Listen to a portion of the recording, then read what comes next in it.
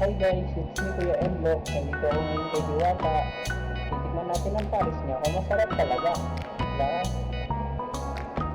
Walang tao guys. Pero kukuha na ako ng pares.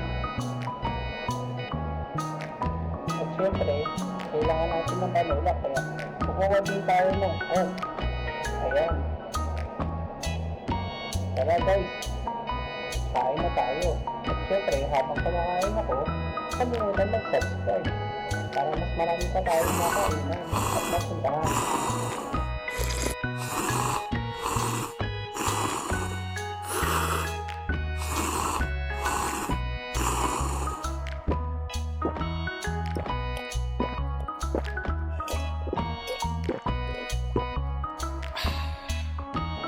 Ayan guys, tapos na ako.